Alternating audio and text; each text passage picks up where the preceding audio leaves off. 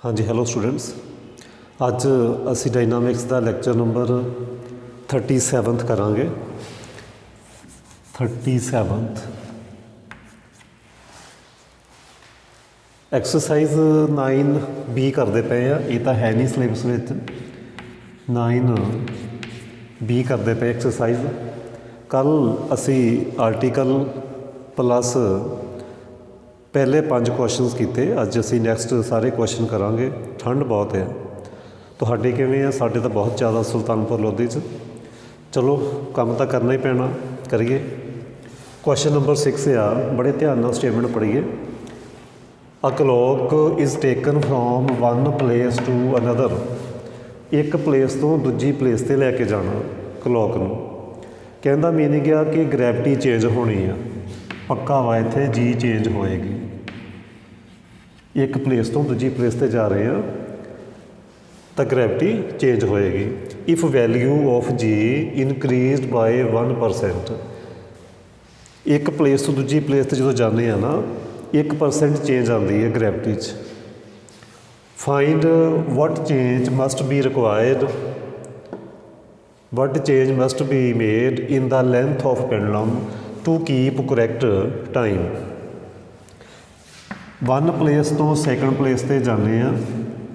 कहना मीनिंग उन्होंने का यह है कि जो टाइम इत्थे आ सेम टाइम इत्थे होए तो सानू लेंथ कितनी चेंज करनी पैगी, वो असी कैलकुलेट करना। जी चेंज हो रही है उस प्लेस ते, वन प्लेस तो दूजी प्लेस ते जाने आ, टाइम सेम रखना। लेंथ जी चेंज हो रही है, लेंथ कितनी चेंज करनी पैगी so that time remains same. ये है साडा क्वेश्चन। जे टाइम सेम आ तो DN 0, चेंज आ ही नहीं रही कोई। इस क्वेश्चन च N कॉन्सटेंट आ, चाहे इस टाइम ते, चाहे इस प्लेस ते, चाहे इस प्लेस ते N कॉन्सटेंट आ। सो DN 0। इत्थे जी चेंज हो रही है, L भी चेंज हो रही है। दो वेरीएबल आ, कॉन्सटेंट आ साडे कोल टाइम। टाइम साडे कोल कॉन्सटेंट आ। बहुत सिंपल क्वेश्चन आ। हाँ जी, डी जी किन्नी चेंज हो रही है सानू उन्होंने स्टेटमेंट मैंशन किया।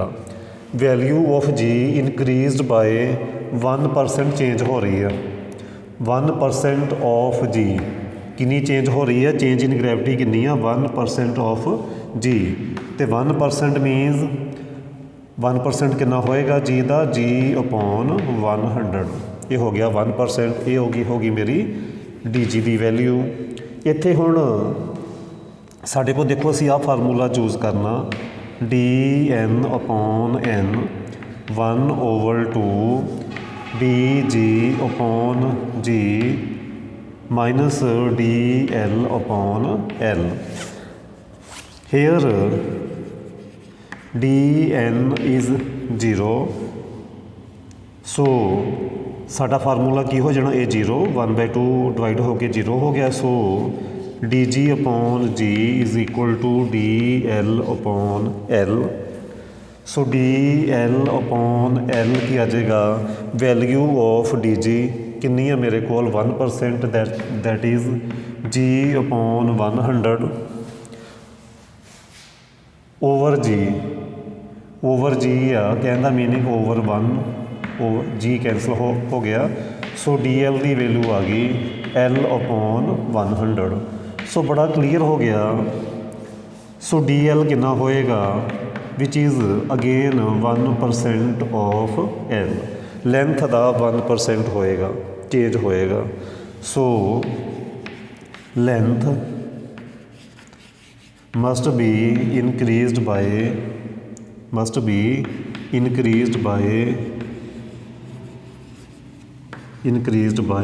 1%। 1% ही चेंज करनी पैगी। क्लीयर है जे DN 0 आ, DG over 0 is equal to DL over L है। जे ये 1% चेंज हो रही है तो भी 1% ही चेंज होएगी। बड़ा क्लीयर है इस चीज़ तो। हुण असीं करांगे नैक्सट क्वेश्चन। हाँ जी, हुण असीं करांगे इस 7th क्वेश्चन। अ सैकंड्स पेंडुलम, मैं ये क्लीयर कर चुकिया कि second pendulum time period 2 second. which gain 10 seconds per day at one place, loses 10 seconds per day at another, compare value of gravity। देखो एक प्लेस ਤੋਂ ਦੂਜੀ ਪਲੇਸ 'ਤੇ ਜਾ ਰਹੇ ਹਾਂ ਤਾਂ ਇਹ ਕਹਿ ਰਹੇ ਆ ਕਿ ਜੇ ਤਾਂ ਅਸੀਂ ਫਸਟ ਪਲੇਸ 'ਤੇ ਹਾਂ ਤਾਂ ਕੀ ਹੁੰਦਾ, ਸੈਕਿੰਡ ਪੈਂਡੂਲਮ 10 ਸੈਕਿੰਡ ਅੱਗੇ ਚਲਾ ਜਾਂਦਾ, 10 ਸਕਿੰਟ ਅੱਗੇ ਚਲਾ ਜਾਂਦਾ। ਜੇ ਅਸੀਂ ਦੂਸਰੀ ਪਲੇਸ 'ਤੇ ਜਾਂਦੇ ਹਾਂ ਤਾਂ 10 ਸਕਿੰਟ ਪਿੱਛੇ ਚਲਾ ਜਾਂਦਾ। ਇਹ ਕਿਹਾ ਗਿਆ। ਦੇਖੋ ਹੁਣ ਵੈਲਿਊ ਆਫ ਗ੍ਰੈਵਿਟੀ ਵੀ ਚੇਂਜ ਹੋਣੀ ਆ, ਵੈਲਿਊ ਆਫ ਗ੍ਰੈਵਿਟੀ ਚੇਂਜ ਹੋਏਗੀ। 10 ਸੈਕਿੰਡ ਅੱਗੇ ਚਲਾ ਜਾਂਦਾ, ਪਿੱਛੇ ਚਲਾ ਜਾਂਦਾ। ਸੇਮ ਕਲੋਕ ਆ, ਸੇਮ ਪੈਂਡੂਲਮ ਆ, ਇਹਦਾ ਮੀਨਿੰਗ ਆ ਐਲ ਫਿਕਸ ਆ, ਇਹਦਾ ਮੀਨਿੰਗ ਐਲ ਫਿਕਸ ਆ ਤਾਂ ਡੀ ਐਲ 0 ਹੋਏਗਾ ਇਸ ਕੇਸ ਵਿੱਚ। ਬੜੇ ਧਿਆਨ ਨਾਲ ਸਮਝਣਾ। ਇੱਕ ਪਲੇਸ ਤੋਂ ਦੂਜੀ ਪਲੇਸ 'ਤੇ ਜਾ ਰਹੇ ਹਾਂ, ਜੀ ਵੇਰੀਏਬਲ ਆ, ਚੇਂਜ ਹੋਏਗਾ।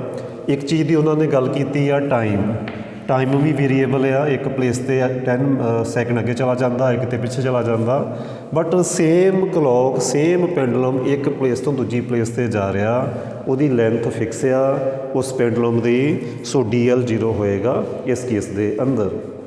ਸੋ ਕੀ ਆ ਸਾਡੇ ਕੋਲ, ਇੱਕ ਦਿਨ ਵਿੱਚ ਕਿੰਨੇ ਸੈਕਿੰਡ ਹੁੰਦੇ ਆ ਉਹ ਕੈਲਕੂਲੇਟ ਕਰੋ। ਸੋਲੂਸ਼ਨ ਬਹੁਤ ਸਿੰਪਲ ਕੁਐਸਚਨ ਆ। n 24 60 × 60, ਇਹਨੂੰ ਤੁਸੀਂ ਮਲਟੀਪਲਾਈ ਕਰੋਗੇ, ਇਹਨੂੰ ਤੁਸੀਂ ਮਲਟੀਪਲਾਈ ਕਰਕੇ ਦੇਖੋ ਕਿੰਨਾ ਆਉਂਦਾ ਤੁਹਾਡੇ ਕੋਲ। 86 ਐਂਡ 400 ਆਏਗਾ। 86400 ਸੈਕਿੰਡ ਟੋਟਲ ਹੋ ਜਾਏਗਾ। ਤੁਸੀਂ ਇਹਨੂੰ ਮਲਟੀਪਲਾਈ ਕਰ ਸਕਦੇ ਹੋ। ਉਸ ਤੋਂ ਬਾਅਦ ਮੈਂ ਫਸਟ ਪਲੇਸ ਦੀ ਗੱਲ ਕਰ ਰਿਹਾ। ਐਟ ਫਸਟ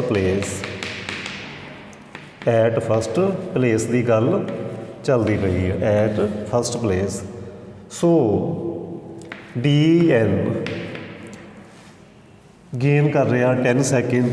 ਕਹਿਣ ਦਾ ਮੀਨਿੰਗ ਆ 10 ਸੈਕਿੰਡ ਪੋਜ਼ੀਟਿਵ ਆ, ਅੱਗੇ ਜਾ ਰਿਹਾ 10 ਸੈਕਿੰਡ। ਅਸੀਂ ਚੂਜ਼ ਕਰਾਂਗੇ result D N upon N 1/2 D G upon ਜੀ minus D L upon L. ਜਿਵੇਂ ਕਿ ਮੈਂ ਪਹਿਲਾਂ ਦੱਸ ਚੁੱਕਿਆ, ਪੈਂਡੂਲਮ ਸੇਮ ਆ, ਕਲੋਕ ਸੇਮ ਆ। ਸੋ ਲੈਂਥ ਸੇਮ ਹੋਣ ਕਰਕੇ ਡੀ ਐਲ 0 ਹੋਏਗਾ ਇਸ ਕੇਸ ਵਿੱਚ। So D N upon N 1/2 D G upon G result ਆ ਜਾਏਗਾ। D L is 0। ਸੋ ਇੱਥੇ ਚੇਂਜ ਇਨ ਗ੍ਰੈਵਿਟੀ ਮੈਂ ਡੀ ਜੀ 1 ਸਪੋਜ਼ ਕਰੂੰਗਾ, where D G 1 means change in gravity at one place, at first place ਕਹਿ ਲਓ, at first place. ਮੈਂ ਜੀ ਸਾਡੀ ਜੋ ਐਕਚੁਅਲ ਗ੍ਰੈਵਿਟੀ ਆ ਫਸਟ ਪਲੇਸ 'ਤੇ ਟਾਈਮ ਕਿਉਂ ਚੇਂਜ ਹੋਇਆ, ਕਿਉਂਕਿ ਜੀ ਦੀ ਵੈਲਿਊ ਚੇਂਜ ਹੋਈ। ਸਪੋਜ਼ ਕਰ ਲਈ ਕਿ ਉਹ D G 1 change in gravity ਹੈ ਮੇਰੇ ਕੋਲ at first place. So value put ਕਰ ਦਿਓ 86 10 ਅਪੋਨ 86400 1/2 ਡੀ ਜੀ 1/g। ਇਹ ਕੈਂਸਲ ਹੋ ਜਾਏਗਾ, 2 ਦੇ ਨਾਲ ਵੀ ਕੈਂਸਲ ਕਰ ਦਿਓ। ਸੋ ਸਾਨੂੰ ਮਿਲ ਜਾਏਗਾ 4 3 2 0 ਡੀ ਜੀ 1/g। ਫਿਰ ਅਸੀਂ ਅਗਲੇ ਸਟੈਪ ਵਿੱਚ ਕੀ ਕਰਾਂਗੇ, 1 ਐਡ ਕਰਾਂਗੇ ਬੋਥ ਸਾਈਡ। ਅਸੀਂ ਕੀ ਕਰਾਂਗੇ, 1 ਐਡ ਕਰਾਂਗੇ। ਤਾਂ ਤੁਸੀਂ ਕਹੋਗੇ ਸਰ 1 ਕਿਉਂ ਐਡ ਕੀਤਾ, ਉਹ ਹਜੇ ਨਹੀਂ ਮੈਂ ਦੱਸਣਾ, ਅੱਗੇ ਜਾ ਕੇ ਦੱਸਾਂਗੇ ਕਿ ਅਸੀਂ 1 ਕਿਉਂ ਐਡ ਕੀਤਾ। 1 ਐਡ ਕੀਤਾ, 1 ਪਲੱਸ ਬੋਥ ਸਾਈਡ ਅਸੀਂ ਐਡ ਕਰਾਂਗੇ ਡੀ ਜੀ 1/g। ਇੱਧਰ ਮੇਰੇ ਕੋਲ ਆ ਜਾਏਗਾ ਐਲਸੀਐਮ ਲੈਣ ਤੋਂ ਬਾਅਦ 4 3 2 1/4 3 2 0। ਇੱਧਰ ਆ ਜਾਏਗਾ ਜੀ ਪਲੱਸ ਡੀ ਜੀ 1/g। ਇਹ ਮੇਰੇ ਕੋਲ ਇੱਕ ਫਸਟ ਇਕੁਏਸ਼ਨ ਆ ਗਈ। ਹੁਣ ਮੈਂ ਉਸ ਕੁਐਸਚਨ ਦਾ ਆਨਸਰ ਦੇ ਰਿਹਾ ਜੋ ਤੁਸੀਂ ਮੈਨੂੰ ਕਹਿ ਰਹੇ ਆ ਸਰ ਤੁਸੀਂ 1 ਕਿਉਂ ਐਡ ਕੀਤਾ। 1 ਮੈਂ ਤਾਂ ਐਡ ਕੀਤਾ, ਜੀ ਮੇਰੇ ਕੋਲ ਗ੍ਰੈਵਿਟੀ ਆ ਐਟ ਫਸਟ ਪਲੇਸ, ਜਿਹਨੂੰ ਮੈਂ ਇੱਦਾਂ 1 ਕਿਹਾ ਸੀ ਫਸਟ ਪਲੇਸ, ਉਸ ਥਾਂ 'ਤੇ ਗ੍ਰੈਵਿਟੀ ਕਿੰਨੀ ਹੋਏਗੀ। dg1 ਸੀ ਮੇਰੇ ਕੋਲ change in gravity, so total gravity ਕਿੰਨੀ ਹੋ ਗਈ g ਪਲੱਸ dg1। ਇਹ ਟੋਟਲ ਗ੍ਰੈਵਿਟੀ ਆ, ਇਹ ਮੇਰੇ ਕੋਲ ਕੀ ਆ ਫਸਟ ਪਲੇਸ ਤੇ ਟੋਟਲ ਗ੍ਰੈਵਿਟੀ ਆ। ਇੱਦਾਂ ਹੀ ਮੈਂ ਸੈਕਿੰਡ ਪਲੇਸ ਤੇ ਲਿਖੂੰਗਾ ਮੇਰੇ ਕੋਲ ਟੋਟਲ ਗ੍ਰੈਵਿਟੀ ਕਿੰਨੀ ਹੋਏਗੀ। ਉਹਨਾਂ ਨੂੰ ਅਸੀਂ ਕੰਪੇਅਰ ਕਰਨਾ, ਉਹਨਾਂ ਨੂੰ ਅਸੀਂ ਕੰਪੇਅਰ ਕਰਨਾ। ਇਹ ਫਸਟ ਪਲੇਸ ਤੇ ਟੋਟਲ ਗ੍ਰੈਵਿਟੀ ਆ, ਜੀ ਨਾਲ ਇੱਧਰ ਅਸੀਂ ਮਲਟੀਪਲਾਈ ਕਰ ਦਾਂਗੇ ਜੋ ਵੀ ਸਾਡੇ ਕੋਲ 9.8 ਜਾਂ ਜੋ ਵੀ ਹੋਏਗਾ। ਇਹ ਮੇਰੇ ਕੋਲ ਫਸਟ ਪਲੇਸ ਤੇ ਗ੍ਰੈਵਿਟੀ ਆ ਜੋ ਨੂੰ ਅਸੀਂ ਕੰਪੇਅਰ ਕਰਦੇ ਪਏ ਹਾਂ। ਅਸੀਂ ਸੈਕਿੰਡ ਪਲੇਸ ਨਾਲ ਕੰਪੇਅਰ ਕਰਾਂਗੇ। ਹਾਂਜੀ, ਹੁਣ ਅਸੀਂ ਐਟ ਸੈਕਿੰਡ ਪਲੇਸ ਦੀ ਗੱਲ ਕਰਾਂਗੇ। ਐਟ ਸੈਕਿੰਡ ਪਲੇਸ, ਹੁਣ ਸੈਕਿੰਡ ਪਲੇਸ 'ਤੇ ਕੀ ਕਹਿ ਰਹੇ ਆ, ਬਿਲਕੁਲ ਸੇਮ ਸਾਰਾ ਐਜ਼ ਇਟ ਇਜ਼। ਐਨ ਫਿਰ ਸਾਡੇ ਕੋਲ ਕਿਉਂਕਿ ਇੱਕ ਦਿਨ ਦੀ ਗੱਲ ਕੀਤੀ ਆ 60 × 60 ਡੀ ਐਨ ਕਿੰਨਾ ਹੋਏਗਾ, ਲੂਜ਼ ਕਰ ਰਿਹਾ 10 ਸੈਕਿੰਡ, ਸੋ -10 ਹੋਏਗਾ ਮੇਰੇ ਕੋਲ। ਫਿਰ ਅਸੀਂ ਸੇਮ ਫਾਰਮੂਲਾ ਯੂਜ਼ ਕਰਾਂਗੇ, ਉੱਥੇ ਵੀ DL 0 ਹੋਏਗਾ ਕਿਉਂਕਿ ਸੈਕਿੰਡ ਪਲੇਸ 'ਤੇ ਵੀ ਸੇਮ ਕਲੋਕ ਕਰ ਰਿਹਾ। ਸੋ ਯੂਜ਼ ਕਰਾਂਗੇ ਅਸੀਂ ਸੇਮ ਰਿਜ਼ਲਟ DN/N 1/2 DG2/G। ਇਹ ਅਸੀਂ ਰਿਜ਼ਲਟ ਯੂਜ਼ ਕਰਾਂਗੇ। ਹੁਣ ਇੱਥੇ ਅਸੀਂ ਯੂਜ਼ ਕੀਤਾ DG2 which is change in gravity, change in G at second place, second place. DG1 ਅਸੀਂ ਲਈ ਸੀ ਫਸਟ ਪਲੇਸ 'ਤੇ ਚੇਂਜ ਇਨ ਗ੍ਰੈਵਿਟੀ, DG2 ਅਸੀਂ ਲੈ ਰਹੇ ਹਾਂ ਸੈਕਿੰਡ ਪਲੇਸ 'ਤੇ ਚੇਂਜ ਇਨ ਗ੍ਰੈਵਿਟੀ। ਇੱਥੇ ਹੁਣ ਅਸੀਂ ਵੈਲਿਊਜ਼ ਪੁੱਟ ਕਰਾਂਗੇ ਸੇਮ ਜੋ ਅਸੀਂ ਪਹਿਲਾਂ ਪੁੱਟ ਕੀਤੀਆਂ। ਤੋਂ ਆ ਜਾਏਗਾ ਮੇਰੇ ਕੋਲ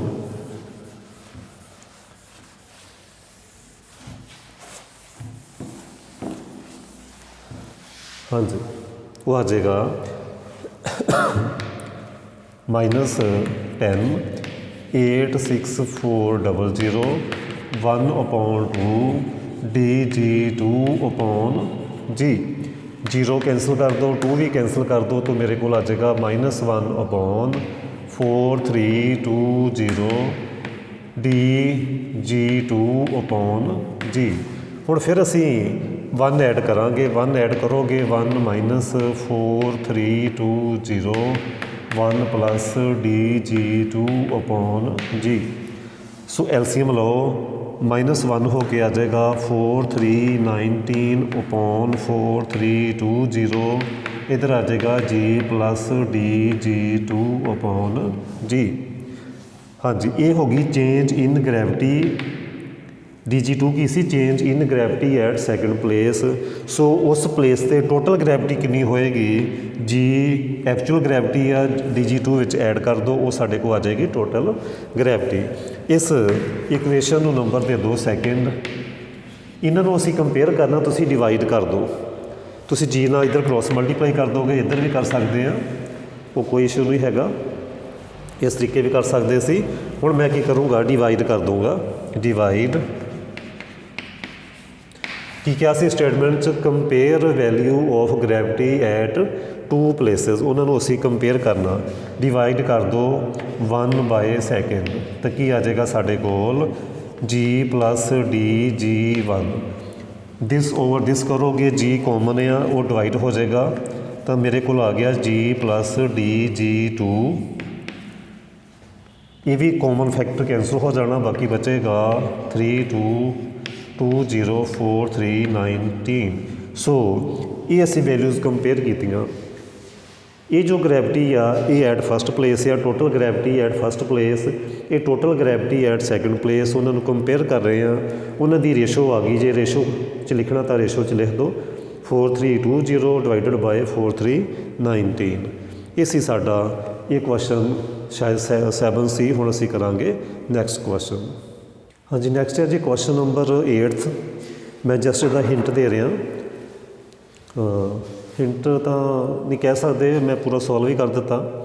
ਕੁਐਸਚਨ ਹੈ ਕਿ if a simple pendulum length L makes n complete oscillation show that if G changes to G + G dash. ਮਤਲਬ ਇਹ ਹੋ ਗਈ ਗ੍ਰੈਵਿਟੀ, ਇਹ ਹੋ ਗਈ ਚੇਂਜ ਇਨ ਗ੍ਰੈਵਿਟੀ, ਜਿਹਨੂੰ ਅਸੀਂ ਕਹਿੰਦੇ ਹਾਂ DG, ਜਿਹਨੂੰ ਅਸੀਂ ਕਹਿੰਦੇ ਹਾਂ DG। ਸੋ ਉਸ ਪਲੇਸ 'ਤੇ ਟੋਟਲ ਗ੍ਰੈਵਿਟੀ ਹੋ ਗਈ G + G dash. So change in gravity ਕਿੰਨੀ ਆ, G dash. Then number of oscillation gain ਕੀਤੀਆਂ ਉਹ ਇੰਨੀਆਂ, ਇਹ ਅਸੀਂ ਸ਼ੋਅ ਕਰਨਾ। ਸੋ ਫਸਟ ਪਾਰਟ ਦੇਖੋ, ਇਹ ਮੇਰਾ ਫਾਰਮੂਲਾ, ਕਿਉਂਕਿ ਇੱਥੇ ਲੈਂਥ ਦੀ ਗੱਲ ਨਹੀਂ ਕੀਤੀ ਫਸਟ ਪਾਰਟ ਵਿੱਚ, ਉਹ ਕੌਂਸਟੈਂਟ ਆ, ਉਹਦੀ ਕੋਈ ਗੱਲ ਨਹੀਂ ਹੋਈ, ਉਹਨੂੰ ਆਪਾਂ ਕੌਂਸਟੈਂਟ ਲਵਾਂਗੇ। ਉਹ ਐਨ ਕੰਪਲੀਟ ਓਸੀਲੇਸ਼ਨ ਹੋ ਰਹੀਆਂ ਸਾਡੇ ਕੋਲ, ਸੋ ਡੀ ਐਲ ਅਸੀਂ 0 ਲਵਾਂਗੇ। ਡੀ ਜੀ ਡੈਸ਼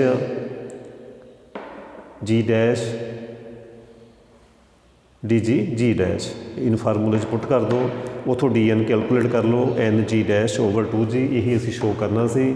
ਸੋ ਕਿੰਨੀਆਂ ਗੇਨ ਕੀਤੀਆਂ, ਨੰਬਰ ਆਫ ਓਸੀਲੇਸ਼ਨ ਪੋਜ਼ਿਟਿਵ ਆਈਆਂ, ਸੋ ਗੇਨ ਕੀਤੀਆਂ ਇੰਨੀਆਂ ਗੇਨ ਕੀਤੀਆਂ।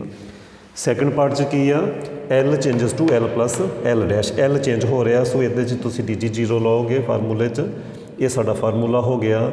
L changes to L dash, so D L change in length ਕਿੰਨੀ ਆ, L dash, so change in length ਕਿੰਨੀ ਆ, ਐਲ ਡੈਸ਼। ਉੱਥੋਂ ਤੁਸੀਂ N calculate D N calculate ਕਰ ਲਓ, ਐਨ ਮਲਟੀਪਲਾਈ ਕਰ ਲਓ, ਮਾਈਨਸ ਵਿੱਚ ਆਇਆ। ਸੋ ਨੰਬਰ ਆਫ ਓਸੀਲੇਸ਼ਨ ਕਿੰਨੀਆਂ ਲੋਸਟ ਹੋਈਆਂ, ਨੰਬਰ ਆਫ ਓਸੀਲੇਸ਼ਨ ਲੋਸਟ, ਉਹ ਇਹ ਸਾਡਾ ਆਨਸਰ ਆ ਗਿਆ। ਕਿੰਨੀਆਂ ਲੋਸਟ ਹੋਈਆਂ, N L dash over 2L। ਹੁਣ ਅਸੀਂ ਕਰਾਂਗੇ ਨੈਕਸਟ ਕੁਐਸਚਨ। ਹਾਂਜੀ, ਬਹੁਤ ਇੰਪੋਰਟੈਂਟ ਕੁਐਸਚਨ ਆਪਾਂ ਕਰਨ ਜਾ ਰਹੇ ਹਾਂ। Question number 10th, question number 9th ਆਪਣੇ ਆਪ ਕਰਨਾ, ਉਹ ਬਹੁਤ ਸਿੰਪਲ ਕੁਐਸਚਨ ਹੈ, ਡਾਇਰੈਕਟ ਵੈਲਿਊਜ਼ ਹੀ ਪੁੱਟ ਕਰਨੀਆਂ। ਹਾਂਜੀ, ਇਹ ਕੁਐਸਚਨ ਕੀ ਆ, simple pendulum has time period T, time period T given ਆ। ਵੈਨ ਸਟਰਿੰਗ ਨੂੰ ਆਪਾਂ ਜਦੋਂ ਨਾ ਉਹਦੀ ਲੈਂਥ ਲੰਬੀ ਕਰਨੀ ਆ, ਕਿੰਨੀ ਕਰਨੀ ਆ, ਸਮੋਲ ਫਰੈਕਸ਼ਨ, ਮਤਲਬ ਲੈਂਥ ਚੇਂਜ ਹੋ ਰਹੀ ਆ, ਲੈਂਥ ਕੀ ਹੋ ਰਹੀ ਹੈ, ਚੇਂਜ ਹੋ ਰਹੀ ਆ, ਸਮੋਲ ਫਰੈਕਸ਼ਨ ਇੰਨੀ ਚੇਂਜ ਕਰਨੀ ਆ, 1/n ਆਫ ਇਟਸ ਲੈਂਥ, ਇੰਨੀ ਚੇਂਜ ਕਰ ਰਹੇ ਆ। ਟਾਈਮ ਪੀਰੀਅਡ T ਡੈਸ਼ ਹੋ ਜਾਂਦਾ ਜਦੋਂ ਅਸੀਂ ਉਹਦੀ ਲੈਂਥ ਇਨਕਰੀਜ਼ ਕਰਦੇ ਹਾਂ। ਪਹਿਲਾਂ ਲੈਂਥ ਹੋਰ ਸੀ, ਫਿਰ ਉਹਦੀ ਲੈਂਥ ਥੋੜ੍ਹੀ ਜਿਹੀ ਇਨਕਰੀਜ਼ ਕੀਤੀ, ਫਿਰ ਕਹਿੰਦੇ ਉਹਦਾ ਟਾਈਮ ਪੀਰੀਅਡ ਚੇਂਜ ਹੋ ਜਾਂਦਾ, ਤਾਂ ਅਸੀਂ ਇਹ ਰਿਜ਼ਲਟ ਸ਼ੋਅ ਕਰਨਾ। ਤਾਂ ਬਹੁਤ ਈਜ਼ੀ ਆ, ਚਲੋ ਸ਼ੋਅ ਕਰੀਏ। ਸਪੋਜ਼ ਕਰ ਲੈਂਦੇ ਆ, let L be length of string, ਪਹਿਲੇ ਲੈਂਥ ਸੀ ਐਲ, ਇਹ ਅਸੀਂ ਸਪੋਜ਼ ਕਰ ਲਿਆ। ਸੋ ਡੀ ਐਲ ਕਿੰਨਾ ਹੋਇਆ, ਕਿੰਨਾ ਉਹਨਾਂ ਚੇਂਜ ਕਰਨ ਨੂੰ ਕਿਹਾ, 1/n ਆਫ ਇਟਸ ਲੈਂਥ।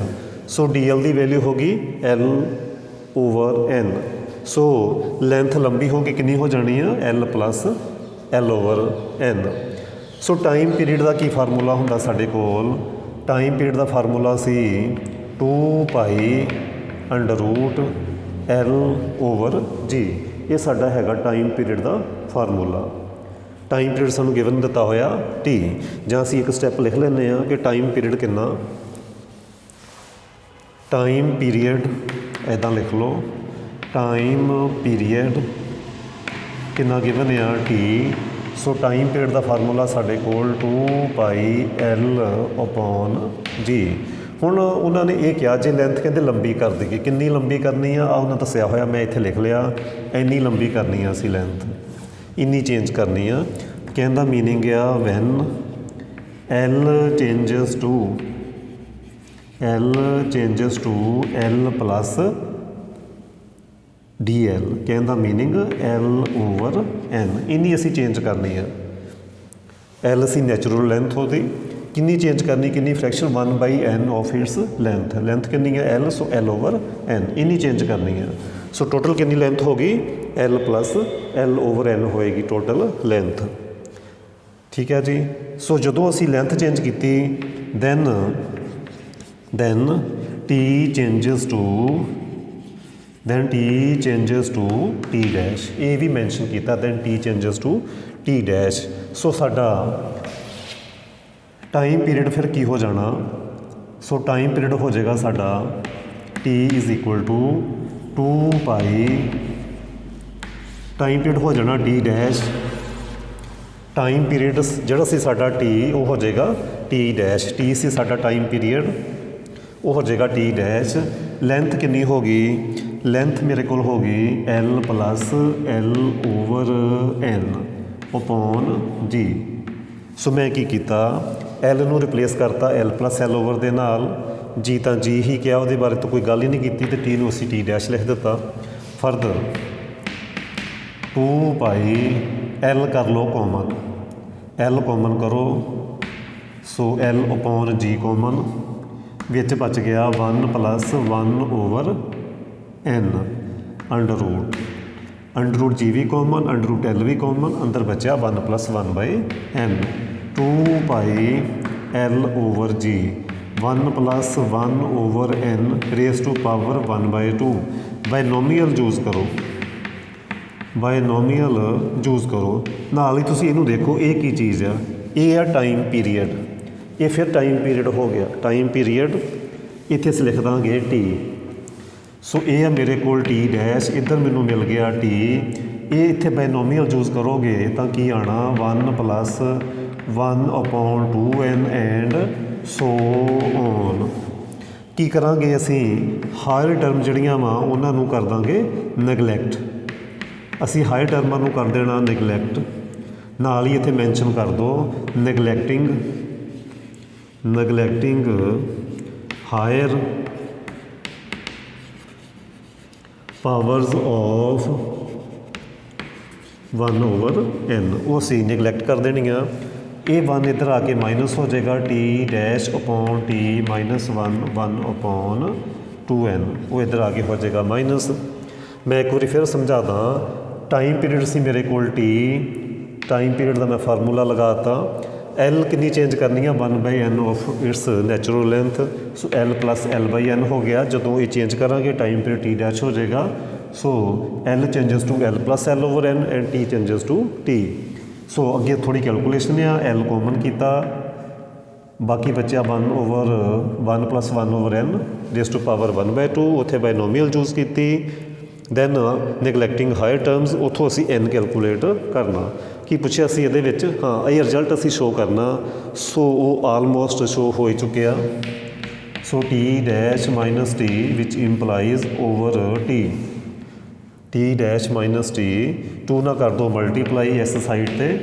सो बाकी बचा 1/n यही असी रिजल्ट शो करना सी अप्रोक्सीमेटली क्यों आ क्योंकि असी कुछ टर्मां निगलैक्ट कर रहे हैं इस करके ये जो रिजल्ट आया ये अप्रोक्सीमेटली आएगा क्योंकि असी कुछ टर्मां नूं निगलैक्ट कर दिता ठीक है जी हुण असी करांगे नैक्सट क्वेश्चन हाँ जी साडा नैक्सट क्वेश्चन है जी ये simple pendulum length L hangs against wall inclined at angle alpha to the horizontal तो टाइम पीरियड असी शो करना हुण जे ये क्वेश्चन आ जाता पहले तो तुसीं आर्टिकल करोगे तो शो करोगे कि टाइम पीरियड सिंपल पेंडुलम का हुंदा L/G अंडर रूट ये शो करोगे क्योंकि बहुत छोटा क्वेश्चन है फिर एक देखो एक वॉल आ वो होरिजोनटल के नाल एंगल बनता पाया अल्फा